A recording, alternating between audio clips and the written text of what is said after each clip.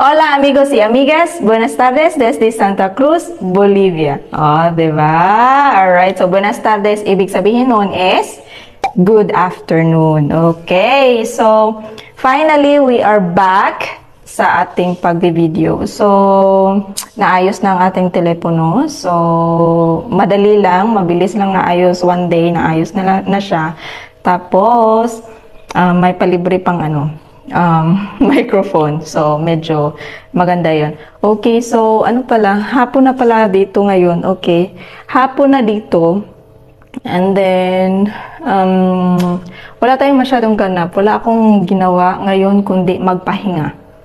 Okay, so nagpahinga talaga ako. Bakit? Kasi pagkagising ko kaninang umaga, I had palpitations. Nagpa-palpitate yung heart ko. OA naman. Baka in love. Hindi. So, I had palpitations. Tapos, nahihilo ako. Okay. Nahihilo ako. Siguro kulang ako sa iron. So, I'm taking actually vitamins. Binigay ng asawa ko. Binigyan niya ako ng vitamins. And then, vitamin C and iron also for anemic, no? For anemic because lately pala, bumaba yung blood pressure ko. Siguro yung blood pressure ko ngayon is mababa kasi nahihilo talaga ako. As in, this week, palaging masama yung pakiramdam ko. Hindi naman ako buntis. Okay, I know that I'm not pregnant. But, medyo palaging masama yung pakiramdam ko. And nahihilo ako, masakit yung ulo ko. Tapos, today lang ako nakaranas ulit ng palpitations. Okay, so siguro dahil sa pagkakape. So ngayon, hindi muna ako magtitake ng coffee. Hindi muna ako mag-iinom ng coffee.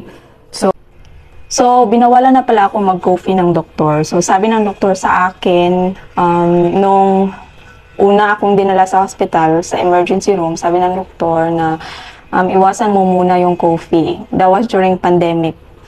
Tapos, nung last na dinala ako sa hospital or na-hospital ako, ay sinabi rin ng doktor na bawal muna ang coffee. So, bawal talaga yung coffee sa akin. Tapos, ngayong araw na ito, hindi ako kumain kasi masama yung pakiramdam ko, guys. Hindi ako kumain kasi wala akong ganang kumain. Tapos para akong busog. Yun yung symptoms ko last time nung last na na-hospital ako. Na hindi ako kumain all day long kasi I feel like I am full. So that was because my pancreas was namaga. So yung pancreas ko kaya I feel like I'm always full, and then I feel like I wanted to vomit. Yun yung mga symptoms kaya nung dinala ako. So, yung naramdaman ko today is para akong busog, pero gutom ako. Yung ganon, yung parang gusto kong kumain, pero yung tiyan ko is parang busog. Yung parang ganon. So, hindi ako kumain ngayon.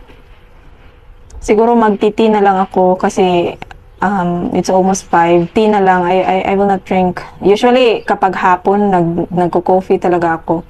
Ayoko nang mag-coffee kasi alam nyo, napakahirap talaga dito kapag na-hospital, kapag nagkasakit ka, mahirap kasi wala tayong pamilya dito. Tapos, iba yung kultura nila when it comes to, kapag na-hospital ka. So, talagang napakahirap. So, ngayon ay nagmumuni-muni lang ako kasi naka-idlip. Idlip ba yun? I was Tagalog, idlip. So, nakatulog pala ako.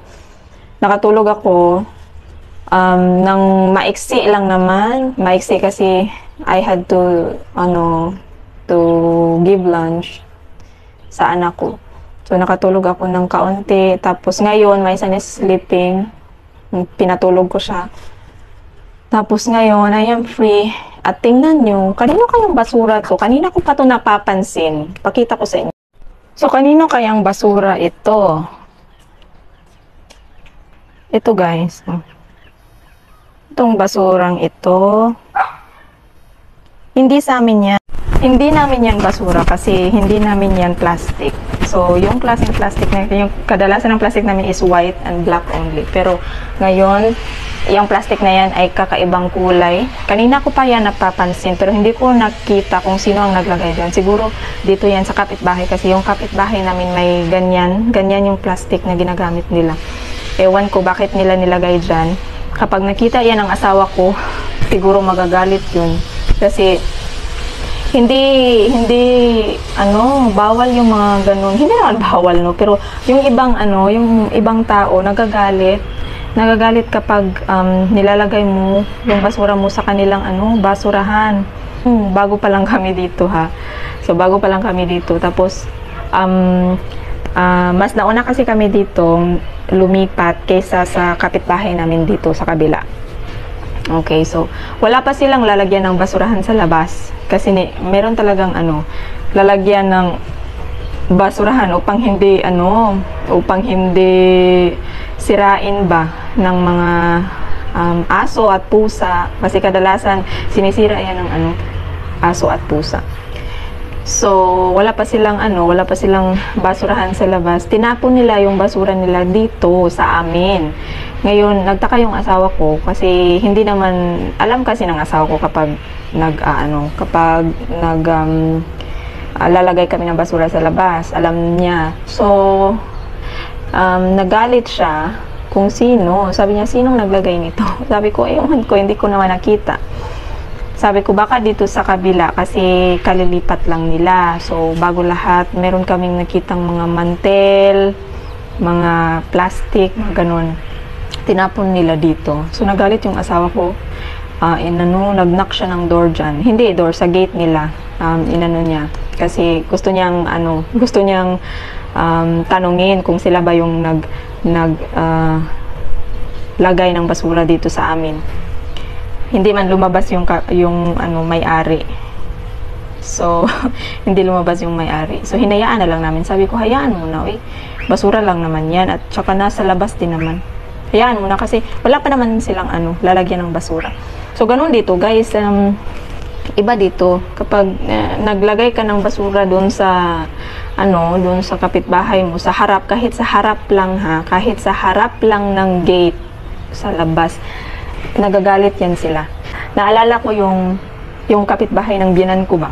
Naalala ko yung kapitbahay natin. Hindi ko kasi alam, kasi wala din namang nagsabi sa akin. Hindi ko alam na hindi pala pwede yung ganon. Kahit basura lang yun, ha. Basura lang talaga yun. Pero iwan ko naman sa iba kasi parang siguro sa mga mababait na tao, siguro wala lang naman yung problema kasi basura lang naman yan. Para sa akin, okay lang naman kasi basura lang naman yan at nasa labas lang din ng bahay o nasa labas din ng gate, Pero para sa iba, siguro sa iba, it's a big deal para sa kanila ba. So, yung biyenan ko, one time, na napakaaga, mga alas 7 pa yun. Nagtatatalak siya sa labas, nagsisisigaw, tapos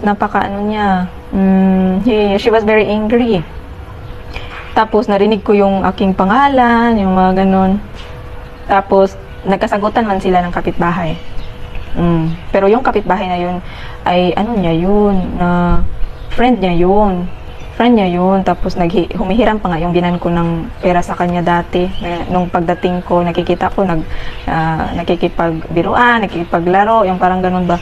Pero bigla na lang hindi sila nag-imikan, hindi na nag-greet, yung ganun ba. Sabi ko, ano kayang nangyari dito sa dalawang to, mag best friend. Tapos, yun nga, narinig ko yung nag-mention siya ng basura, ng mga ganun. So, kasi meron palang isang beses pala, nilagay ko yung plastic ng basura ko ba? Kasi may garbage truck na dumaan. So, nilagay ko yung plastic ng basura ko doon sa kasama ng mga basura ng kapitbahay. Nung doon pa kami nakatira sa biyenan ko. So, nilagay ko kasi nakita ko paglabas ko, may mga basura doon. Alam ko yung sa kapitbahay yun. Pero nilagay lang sa kalsada ba. So, nilagay ko rin yung basura ko doon. Eh, hindi ko man alam na ganun pala sa kanila eh. Sabi ko, basura lang naman yun, uy. Parang nagalit. Kasi bakit nilagay yung basura doon? Parang ganun ba? Sabi ko, ano ba to? Basura lang naman yun. So, bawal yung mga ganun. Siguro sa iba, hindi ganun, no? Pero, yun yung mga karanasan ko. So, kaya naisip ko na baka bawal sa kanila or baka hindi talaga nila gusto yung mga ganun. Kaya, hindi ko na inulit. Syempre. Pero dito naman sa amin, meron kaming mga lalagyan ng basura sa labas. So, hindi namin nilalagay talaga sa kalsada. Doon sa biyanan ko, nilalagay lang sa kalsada talaga, sa tabi ng kalsada. Kasi, parang kasi yung bahay ng biyanan ko is parang subdivision. Parang Camellia ba sa Pilipinas, yung Camellia Homes. Parang ganun yung bahay niya, may gwardiya sa labas. May gwardiya, hindi ka basta-basta nakakapasok. Para siyang compound, yung parang subdivision. So yun, walang mga lalagyan ng basura sa labas. Kapag dumaan yung garbage truck, nilalagay mo lang sa kalsada, kukunin niya ng garbage truck, tapos larga na, yung ganun. Eh, dito sa amin, kasi to tong bahay namin is nasa tabi talaga ng kalsada, yung dinadaanan talaga ng mga sasakyan. Yung sa biyanan ko, hindi yung nadadaan kasi nga, compound or subdivision, yung dumadaan dun is yung mga nakatira lang din doon. So, yun yung story na iyon. So, sana hindi magalit yung asawa ko at sana hindi niya mapansin itong basurang to kasi alam ng asawa ko kung anong basura, anong kulay ng basura, anong kulay ng mga namin, tinatapon namin. So, sana hindi niya ito kasi iba yung asawa ko magalit yun. Ay naku talaga. So, ayun na nga. Plano ko sanang gumawa ng empanada with beef, with ground beef pala. Okay, para sa hapunan namin. Kasi dito pala guys, mga amigos, amigas, hindi uso dito yung kainan ng rice. Mas uso dito yung bread kaysa sa rice. Pero tinatamad ako kasi nga masakit yung ang tawag dito. Medyo matamlay ako ba? I don't feel good. Kaya ipagpaliban muna natin yung paggagawa. Hopefully next week I feel better. Or even tomorrow, I feel better. So, maglalabas sana ako. I was planning to wash the clothes because it's a little bit gloomy and very calm. Hindi masyadong windy today. So, pero masama talaga yung pakiramdam ko. So, I'll just rest muna. Kailangan ko munang pagpahingahin yung katawan ko. Katawang lupa. Kailangan ko munang pagpahingahin yung katawang lupa ko. So, nakikita niyo yung eyes ko, guys, oh? Brown yung kulay ng eyes ko, oh. Kita niyo ba? Kita niyo to? Tingnan niyo yung kulay ng mata ko. Brown. Parang abat. Parang abat. Oh, no. Okay. Brown kasi half Spanish tayo. Feeling. Okay. Brown nga pala yung eyes ko, no? Light brown. Okay. So, iinom muna ako ng ng tea. So, itong tea na ito, ito ba? Ito is, what's this? Hindi niyo makita. Manzanilla. Okay, ako na lang manzanilla. Yung manzanilla na tea, itong sagbot na ito, marami naman tayong ganito sa Pilipinas, oy. Yung ganito. Diba, nakikita natin to sa mga, sa mga kalasangan. Sa mga kalasangan, nakikita natin to. Pero dito, pinaniniwalaan nila na kapag sumakit yung tiyan mo, ito talaga yung palagi nilang pinaiinom sa manzanilla talaga. So, ito yung iinumin natin kasi upang, hopefully, hindi ako anong tawag nito? Kabuhion? Ano ba sa Tagalog yung kabuhi? Ano sa Tagalog yung kabuhi? Kabag. kabag. Hindi naman siguro kabag. Ewan ko kung anong Tagalog sa kabuhi. Sana hindi ako, kasi minsan, inaano talaga ako. Kabuhi ba? Kapag umiinom ng tea. Lalo na kapag, hindi talaga kasi ito advisable na uminom ka nito tapos wala kang kinakain. So, kadalasan talaga kapag umiinom nito is either kumain ka ng crackers or biscuit or yung mga mabilis na matunaw ng mga pagkain. Kasi parang hindi talaga siya advisable. Para sa akin hindi maganda sa akin yung mga tea na to. Kaya hindi na ako masyadong nag-iinom nito. Dati, umiinom naman ako. Pero gaya ng sabi ko, na para akong nahihilo ba, parang nahihimatay. Pagkatapos kong inumin, syempre, di ba, instead of drinking coffee, nagtite na lang ako. Ay, pagkatapos ng tea, nanginginig yung buong katawan ko, tapos, I'm starting to feel cold. Tapos, para akong mahihimatay, para akong nahihilo, tapos para akong nahihimatay, yung parang ganun, yung parang mawawala ng malay ba. Kaya tinigil ko na, hindi na ako talaga nagtite with bread. Ganun pa rin. Marami kasi silang klaseng tea dito, guys. So, subukan lang natin to. Baka sakaling gumana. Kasi mahilig talaga akong uminom ng hot drinks, lalo na kapag sa hapon.